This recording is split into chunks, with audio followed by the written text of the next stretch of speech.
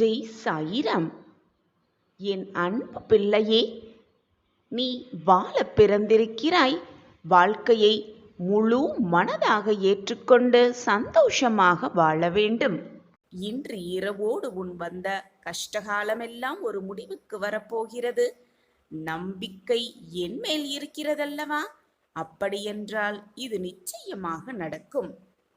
எந்த சூழ்நிலையிலும் உனக்கு தக்க சூழ்நிலையில் உதவி புரிந்தவர்களுக்கு, உனக்கு உதவி செய்தவர்களை எப்பொழுதும் உதாசீனம் செய்து விடாதே. உன்னை ஒருபோதும் கைவிடவே மாட்டேன். எது வந்தாலும் கலங்கி விடாதே. நான் எப்பொழுதும் உன்னை கைவிட்டு விடவே மாட்டேன். உனக்கு கஷ்டத்தை தருகின்ற நான் அதை தாங்கும் சக்தியையும் உனக்கு நான் அளித்து கொடுப்பேன். உனக்கு பின்னால் அனைத்திற்கும் சாட்சியாக நான் இருந்து கொண்டிருக்கிறேன் என்பதை எப்பொழுதும் மறந்தே விடாதே. உன்னை ஒருபோதும் நான் கைவிட்டு விடவே மாட்டேன். நிச்சயமாக உன் வாழ்க்கையில் எல்லா காலங்களிலும் நான் இருந்து உன்னை ஆசிர்வதிப்பேன்.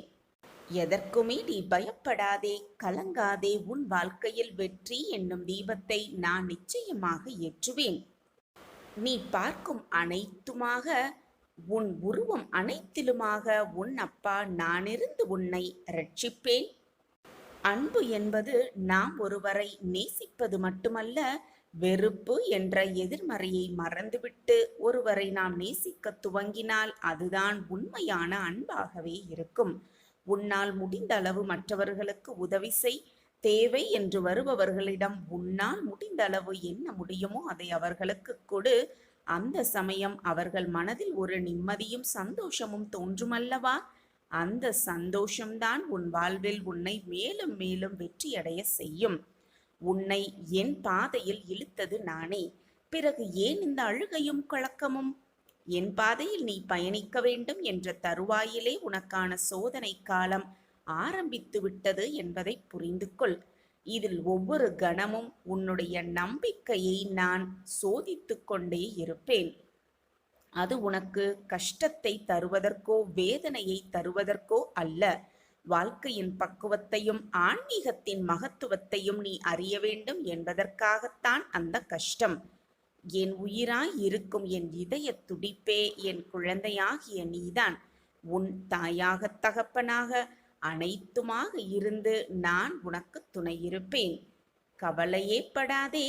உன் வாழ்வில் ஒளியை நான் ஏற்றி வைப்பேன், விளக்கேற்றி விட்டேன். இனி உனது வாழ்வு எல்லாமே உனக்கு சந்தோஷமாகவே இருக்கும். உன் பிரச்சனை எதுவானாலும் அதற்கு என்னிடம் தீர்வு இருக்கிறது. என்னிடம் தீர்வை வைத்துக்கொண்டு உன் பிரச்சனைக்கான தீர்வை வேறு எங்கோ போய் தேடி அலைந்தால் நான் என்னதான் செய்ய முடியும்? நான் அனைத்திற்கும் சாட்சியாக இருந்து கொண்டிருக்கிறேன். பிரச்சனை என்று ஒன்று வந்தால் அதற்கு தீர்வு என்று ஒன்று நிச்சயம் இருக்கும் தானே? தீர்வே இல்லாத பிரச்சனையை இறைவன் உருவாக்குவதே இல்லை.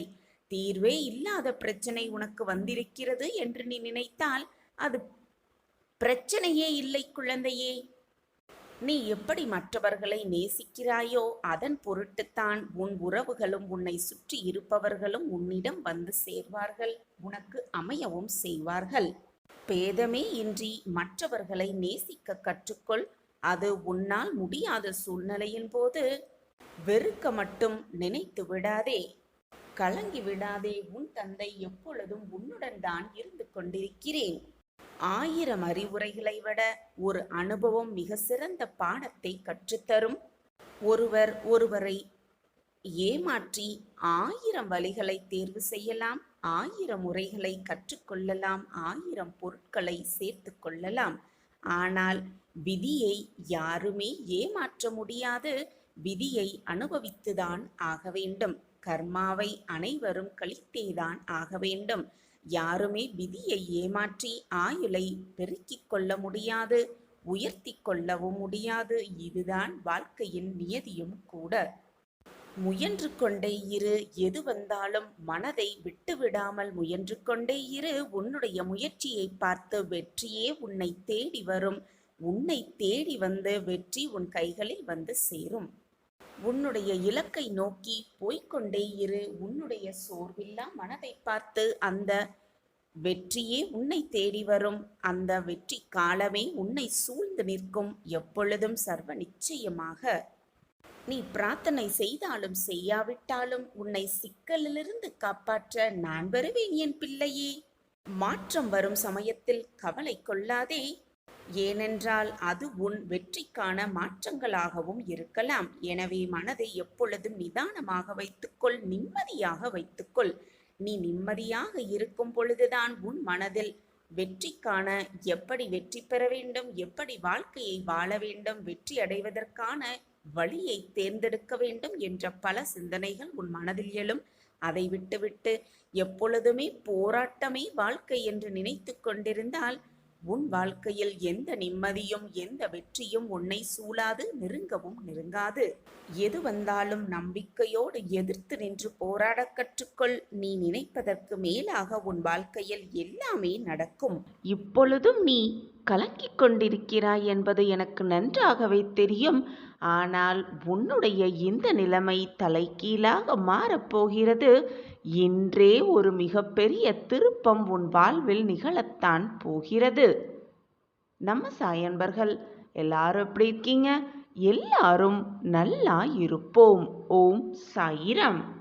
இப்பொழுது எதை நினைத்து நீ பயந்து கொண்டிருக்கிறாயோ, வேதனைப்பட்டு கொண்டிருக்கிறாயோ, வருத்தப்பட்டு கொண்டிருக்கிறாயோ, அது தவிடு பொடியாக மாறப்போகிறது. நமக்கான காலம் மாறிவிடுமோ, நமக்கான காலம் நம்மை விட்டு சென்று விடுமோ என்று நீ பயப்படுவது எனக்கு புரியாமல் இல்லை. உனக்காக படைக்கப்பட்டது நிச்சயமாக உனக்கு சேராமல் வேறு யாருக்கு செல்லும்? உனக்கு என்று எழுதப்பட்டது உனக்குத்தான். எதற்குமே பயப்படாதே. உன்னுடைய இந்த நிலைமையை தலைகீழாக மாற்ற உன்னை படைத்த எனக்கு தெரியாதா? எனக்கு ஒரே நொடி போதும், கண்ணிமைக்கும் நேரம் போதும், அனைத்தையும் மாற்றி காட்டும் வல்லமை என்னிடம் உள்ளது. உன்னை கலங்க வைப்பது, கண்ணீர் சிந்த வைப்பது, உன்னை உனக்கே யார் என்று புரிய வைப்பதற்காகவும் உன் வாழ்க்கையை பற்றிய ரகசியத்தை உனக்கு புரிய வைப்பதற்குமாகத்தான் தவிர உன்னை வேண்டுமென்றே கண்ணீர் சிந்த வேண்டும் என்ற நோக்கத்தோடு உன் சாயப்பா செய்யவில்லை என் பிள்ளையே. மற்றவர்கள் கவலைப்படும் பொழுது நான் ஆறுதலாக இது நாள் வரை இருந்திருக்கிறேன். மற்றவர்கள் யாராவது கஷ்டம் என்று என்னிடம் வந்தால் அவர்களுக்கு என்னால் முடிந்த அத்தனை உதவிகளையும் செய்திருக்கிறேன். ஆனால் இப்பொழுது நான் பிரச்சனையிலும் கவலையிலும் ஆறுதலை தேடியும் தவித்து கொண்டிருக்கும் இந்த நேரத்தில் எனக்கென்று தோள் சாய எவருமே இல்லை என்றுதானே உன் மன வருத்தம்? உனக்கு துரோகம் செய்தவர்களை, உனக்கு துரோகம் செய்துவிட்டு உன் வாழ்க்கையை கவலைப்பட வைத்தவர்களை அடக்கும் நேரம் விட்டது. இதை கண்களை மூடிக்கொண்டு கவனமோடு கேட்டுவிட்டு நிம்மதியாக கண்ணுறங்கு. நாளை நீ எதிர்நோக்கிய இடத்திலிருந்து ஒரு நல்ல செய்தி உன் செவிகளில் வந்து எட்டும். உன்னுடைய கஷ்டத்திற்கெல்லாம் இன்றுதான் கடைசி இரவு என்ற நம்பிக்கையோடு இன்ற இரவை கடந்து வா. இதுவரை தூக்கமில்லாமல் அன்னமில்லாமல் துரோகம் செய்து விட்டார்களே என்று குழப்பத்தோடும் மனவேதனையோடும் உழன்று கொண்டிருந்தாய். உனக்கு துரோகம் இழைத்தவர்கள் அவர்களுக்கான நேரத்தை பார்க்கும் நேரம் வந்துவிட்டது. நான் அதை அவர்களுக்கு உணர்த்துவேன். உன்னுடைய மனசாட்சிக்கு நீ உண்மையாக இருந்தால் போதும். மற்றவர்களிடம் உன்னை பற்றியும் உன் மனதில் இருப்பதை பற்றியும் நீ நிரூபிக்க வேண்டிய அவசியமே இல்லை. எது வந்தாலும் எது நடந்தாலும் இதுவும் கடந்து போகும் என்ற நம்பிக்கையில்தான் வாழ்க்கை பயணம் தொடர்கிறது. எல்லோருக்குமே இது தொடர்ந்து கொண்டுதான் இருக்கிறது. எது நடந்தாலும் இதுவும் கடந்து போகும், இதுவும் முடிவுக்கு வரும் என்ற நம்பிக்கையிலேயே நீ எடுத்து வைக்கும் ஒவ்வொரு அடியையும் எடுத்து வைத்துக்கொண்டே இரு. ஒரு விஷயம் உனக்கு கூறுகிறேன், கேட்கிறாயா? நம்பிக்கை துரோகம் நம்பாத ஒருவரிடம், உனக்கு தெரியாத ஒருவரிடம் இருந்து உனக்கு எப்பொழுதுமே கிடைக்காது. நீ அதிகம் நம்பியவர்களிடமிருந்து நீ அதிகமாக விரும்பியவர்களிடமிருந்து மட்டுமே அந்த துரோகம் உனக்கு கிடைக்கிறது. எனவே உன்னைப் போல் மற்றவர்களையும் சமமாக நினைத்து விடாதே. உன்னைப் போல் நல்ல மனது படைத்தவர்கள் உன்னை சுற்றி இருப்பார்கள் என்பதை மட்டும் முடிவு செய்து விடாதே. உன்னை சுற்றி இருப்பவர்கள் எல்லாம் பலவிதமான குணாதிசயங்களோடு தான் வலம் வந்து கொண்டிருக்கிறார்கள். எல்லோருமே உன்னுடைய நலம் விரும்பிகள் என்று மட்டும் நினைத்து விடாதே. ஏனென்றால் அவர்கள் மனதில் என்ன ஓட்டங்கள் ஓடிக்கொண்டிருக்கிறது என்பது உனக்கு வேண்டுமானால் தெரியாமல் இருக்கலாம். ஆனால் எனக்கு அது நன்றாகவே தெரியும். ஒன்றை நன்றாக புரிந்து கொள். மற்றவர்களுக்கு நண்பனாக இருக்கலாம், மற்றவர்கள் உனக்கு நண்பனாகவும் இருக்கலாம். முடியவில்லை என்றால் எதிரியாக கூட மாறிவிடலாம், மற்றவர்களுக்கு எதிரியாக கூட மாறிவிடலாம். ஆனால் துரோகிகளாக மட்டும் மாறவே மாறாதே. யாருக்கும் துரோகம் செய்ய மனதால் கூட நினைத்து விடாதே. அதுதான் பெரிய பாவமாகவே மாறிவிடும். யார் என்ன செய்தாலும் என்ன நினைத்தாலும், யார் என்ன உனக்கு எதிராக செய்தாலும் கூட அவர்களிடம் போய் கேள்வி கேட்பதை நிறுத்திவிடு. முதலில் உன்னிடம் அந்த கேள்வியை கேட்டுப்பார். உன் தவறுகளை நீ உணர்ந்தாலே போதும். மற்றவர்கள் செய்யும் தவறு உன் கண்களுக்கு தெரியவே தெரியாது. உன் தவறுகளை நீ உணர்ந்து கொள். நீ செய்யும் தவறுகளை முதலில் திருத்திக்கொள். அப்பொழுது மற்றவர்களிடம் அவர்கள் தவறை திருத்திக் கொள்ளுமாறு நீ கேட்கலாம். நம்மை பழி சொல்ல தெரிந்த யாருக்குமே நமக்கான வழியை சொல்லவே தெரியாது. நமக்கு வழி சொல்ல போவதும் இல்லை அவர்கள். நம் வாழ்க்கை நம் கையில்தான் இருக்கிறது. நம் வழியை நாம் தான் சரியான பாதையாக மாற்றிக்கொள்ள முடியும்.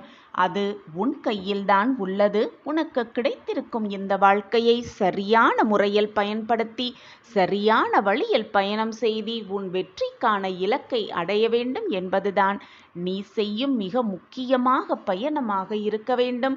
அதுதான் உன்னுடைய குறிக்கோளாகவும் இருக்க வேண்டும். இறைவனின் விளையாட்டு அவ்வளவு எளிதாக அவ்வளவு சுலபமாக மனிதர்களுக்கு விளங்கவும் விளங்காது. விளங்கப் போகும்படி இறைவனும் விடமாட்டார். இன்பமாக தோன்றும் எந்த இன்பங்களும் முழுமையான இன்பங்களை தருவதே இல்லை யாருக்குமே. அந்த இன்பத்திற்கு பின்னால் அதற்கான துன்ப செயல்களும் நிச்சயமாக இருக்கவே செய்யும்.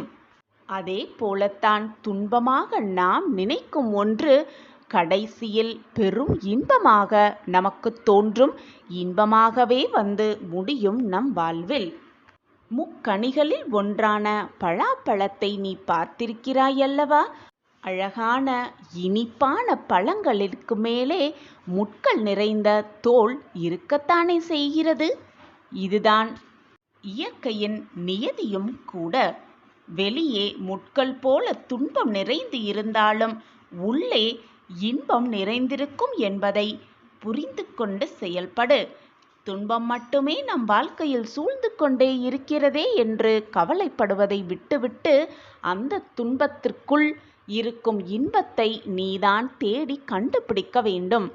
துன்பம் வந்துவிட்டது, என் வாழ்க்கையில் நான் என்ன செய்வது என்றே தெரியவில்லை என்று அப்படியே உழன்று கொண்டே இல்லாமல் துன்பத்திற்குள் என்ன இன்பம் இருக்கிறது என்பதை ஆராய கற்றுக்கொள். அப்படி நீ ஆராய கற்றுவிட்டாலே உனக்கானது எல்லாமே உன்னை வந்து சேரும். அது சந்தோஷமாக இருக்கலாம், ஆச்சரியமாக இருக்கலாம், அற்புதமாக இருக்கலாம், ஏன் மகிழ்ச்சிக்கான வெற்றியாக கூட இருக்கலாம். இப்பொழுது உன் வாழ்க்கையிலும் இதுதான் நடந்து கொண்டிருக்கிறது. இப்பொழுது நீ முட்கள் நிறைந்த பாதையில் பயணித்து கொண்டிருக்கிறாய். உன் வாழ்க்கை முட்கள் நிறைந்த பாதையில்தான் பயணம் செய்து கொண்டிருக்கிறது. கூடிய விரைவில் உனக்கான மலர் பாதை உன் கண்களுக்கு தென்படும். அந்த மலர் பாதையில் நீ செல்லும் பொழுது பல இன்பங்கள், பல ஆச்சரியங்கள், பல அனுபவங்கள், பல இனிப்பான நிகழ்வுகள் உனக்கு வந்து சேரும். அதை உன்னால் உணர்ந்து கொள்ளவும் முடியும். உனக்கு முன்பாக வழிகாட்டியாக, உனக்கு பின்பாக பாதுகாவலனாக, இப்படி 8 திக்கிலும் நான் உன்னை சூழ்ந்து இருக்கையில் உன் வாழ்க்கையில் எந்த தீங்கும் நிகழும்படி நான் விட்டுவிட மாட்டேன். நான் உன் வாழ்க்கையையும் உன்னையும் எப்பொழுதும் பார்த்து கொண்டுதான் இருக்கிறேன். என்னை மீறி உன் வாழ்க்கையில் எதுவும் தவறாக நிகழாது. வேறு சிலரோ அழுகையோடு, கண்ணீரோடு, வேதனையோடு, மனக்குமுறல்களோடு கண்ணீர் விட்டுக்கொண்டே காணாமல் சென்று விட்டார்கள். வேறு சிலரோ எது வந்தாலும் தன்னம்பிக்கையோடு எதிர்த்து போராடி வெற்றியையும் பெற்றார்கள். கர்மாக்களையெல்லாம், கர்மாக்களின் வீரியத்தை, வலிமைகளையெல்லாம் தாங்கிக் கொண்டு, அதை சகித்து கொண்டு கர்மாவை கழித்து நித்திய ஆன்மாவாக என்னிடம் வந்து சேர்ந்தார்கள். ஆனால் அழுது கொண்டும் புலம்பிக் கொண்டும் போராட்டமாக வாழ்கிறோமே என்று எப்பொழுதும் புலம்பிக் கொண்டே வாழ்ந்தவர்கள் கர்மாக்களை கழிக்க முடியாமல் மீண்டும் மறு ஜென்மம் எடுத்து மீண்டும் அந்த கர்மாக்களை கழிக்க வேண்டிய சூழ்நிலைக்கு தள்ளப்படுகிறார்கள். இனி வரப்போவர்களுக்கும் இதுதான் நிலைமை. அவர்களுடைய அவரவர் செய்த பாவ புண்ணியத்தின் கர்மாக்களை அவர்கள்தான் கழிக்க வேண்டும். என் பிள்ளையே, நீயும் தன்னம்பிக்கையோடு தைரியத்தோடு எதிர்த்து நின்று போராடி உன்னுடைய கர்மாக்களையெல்லாம் கழித்துவிட்டு என்னுடன் வந்துவிடு. தீர்க்கமான ஆத்மாவாக, நித்தியமான ஆத்மாவாக என்னிடம் வந்து சரணடைந்து விடு. உன்னுடைய கர்மாக்களை கழிப்பதற்கான அத்தனை வலிமைகளையும் உன் சாயப்பா உனக்கு கொடுத்து கொண்டே இருக்கும் பொழுது உன் மனதில்தான் ஏன் இத்தனை குழப்பமும் போராட்டமும்? எத்தனை கஷ்டங்களும் போராட்டங்களும் உன்னை சூழ்ந்து இருந்தாலும் பாதி கிணற்றை தாண்டிவிட்டோம். இன்னும் மீதி கிணற்றுதானே, மீதி கிணறுதானே மிக சுலபமாக தாண்டிவிடலாம். நமக்கு துணையாக அப்பா இருக்கிறார் என்ற தன்னம்பிக்கை உணர்வு உன் மனதில் இருந்தால் போதும், மீதி வாழ்க்கையை மிக சுலபமாக கழிக்கலாம், மிக ஆனந்தமாக வாழ்ந்து காட்டலாம். தோல்விகளையோ கஷ்டங்களையோ கண்டு பயந்து பயந்து நிற்காதே. எதிர்த்து நின்று போராடினால் உன்னிடம் வந்த அந்த கஷ்டங்களும் தோல்விகளுமே வந்த வழி தெரியாமல் உன்னை விட்டு விலகிவிடும். எதையுமே பயந்து கொண்டு அப்படியே உட்கார்ந்திருப்பதால் எதையுமே சாதிக்கவும் முடியாது, எதையுமே எதிர்கொண்டு நிற்கவும் முடியாது. எழுந்து நின்றால்தான் நடக்க முடியும், நடக்க ஆரம்பித்தால்தான் ஓட முடியும், ஓட ஆரம்பித்தால்தான் வாழ்க்கையை மிக சுலபமாக கடந்து செல்ல முடியும், வாழ்க்கையை வெற்றி காண முடியும், வென்றே காட்ட முடியும். இந்த ஜென்மத்தில் வரும் கஷ்டங்களையும் போராட்டங்களையும் எதிர்த்து நின்று பழகிக்கொள். இந்த ஜென்மத்திலேயே அதை கழித்து கொள்ள உன் மனதை அதற்கு ஏற்றால் போல் பக்குவப்படுத்திக்கொள். அப்படி கஷ்டத்தோடு போராடும் சூழ்நிலையில், முடியாத சூழ்நிலை என்று வரும் பொழுது சாயிராம் சாயிராம் என்று மனதிற்குள் உச்சரித்து கொண்டே இரு. உன் மனதிற்கும் உன் உடலுக்கும் ஒரு புது தெம்பு கிடைப்பதை, ஒரு புது புத்துணர்ச்சி கிடைப்பதை உன்னால் உணர்ந்து கொள்ள முடியும். அந்த நேரத்தையும் நான் என்னுடைய பிள்ளைக்காக உருவாக்கியே தீருவேன். கவலைப்படாமல் இரு. உன்னுடைய இந்த வாழ்க்கை போராட்டத்தில் உன் வெற்றி உறுதியானது. சந்தோஷமாக இரு. உன் வெற்றிக்காக தயாராகு, வெற்றிக்காக ஆயத்தமாகு. உன் வெற்றி உறுதியானதே, தீர்மானம் செய்யப்பட்டதே. சாயப்பாவை வழிபடுவதற்கு என்ன வழிமுறை இருக்கிறது? எப்படி வழிபட வேண்டும்? எப்படி வழிபட்டால் சாயப்பாவின் ஆசிர்வாதத்தை பெற முடியும் என்ற கேள்வியோடு யாரையும் தேடி அலையாதே. நான் உன்னுள்ளேயே இருந்து கொண்டிருக்கிறேன். நீ ஒரு முறை என்னை நினைத்தால் போதும், வாயால் சாயி என்று ஒரு முறை சொன்னால் போதும், உன் அனைத்து பிரச்சனைகளையும் தீர்க்க உடனே ஓடோடி உன் கண் முன் வந்து நிற்பேன். நீ சந்தோஷமாக இருக்கும் சமயத்திலோ வேதனையாக இருக்கும் சமயத்திலோ எந்த சமயமானாலும் நான் உன்னுள்ளேயே இருந்து உன் வாழ்க்கைக்கு தேவையான அனைத்தையும் பார்த்து பார்த்து செய்வேன், செய்து கொண்டே இருப்பேன். என் பார்வை எப்பொழுதும் உன் மீதுதான் இருக்கும். என்னை மீறி உன் வாழ்க்கையில் எந்த தீங்கும் நெருங்கவும் முடியாது, நெருங்கும்படி நான் விட்டுவிடவும் மாட்டேன். சாயப்பா இருக்க உனக்கு ஏன் மனக்கவலை? உன்னை பாதுகாக்கவே நான் வந்து கொண்டிருக்கிறேன் என்பது உனக்கு புரிகிறதா? புரிந்தாலும் என்னை உணர்ந்து கொள்ள முடியாமல் தவித்துக் கொண்டிருக்கிறாய். ஏனென்றால் உன் மனதில்தான் ஏகப்பட்ட கஷ்டங்களும் குழப்பங்களும் சூழ்ந்து கொண்டுள்ளதே. நீ எப்படி சந்தோஷ தருணத்தை உணர்வாய்? நான் வரும் தருணத்தையும் எப்படி உன்னால் உணர்ந்து கொள்ள முடியும்? அதனால்தான் நிம்மதியே இல்லாமல் அங்கும் இங்கும் அல்லாடிக் கொண்டிருக்கிறாய். குழந்தையே, தைரியமாக இரு. உன் வாழ்க்கையில் திடீர் திருப்பம் ஏற்பட்டு நீ விரும்பியது அனைத்தும் உனக்கு ஈடேறும் நேரம் மிக தொலைவில் இல்லை. நம் வாழ்க்கையில் திருப்பம் வராதா, நம் வாழ்க்கையிலும் ஏற்றம் வராதா என்று நினைத்து நினைத்து நிம்மதி இல்லாமல் பல நேரங்களில் சோர்வாக காணப்படுகிறாய். உன்னை பார்ப்பதற்கு என் மனது தாங்கவே முடியவில்லை. என்னுடைய அன்பான குழந்தை இப்படி வேதனைப்படுவது, கண்ணீர் சிந்துவதை பார்க்க சகிக்கவே முடியவில்லை உன் அப்பாவிற்கு.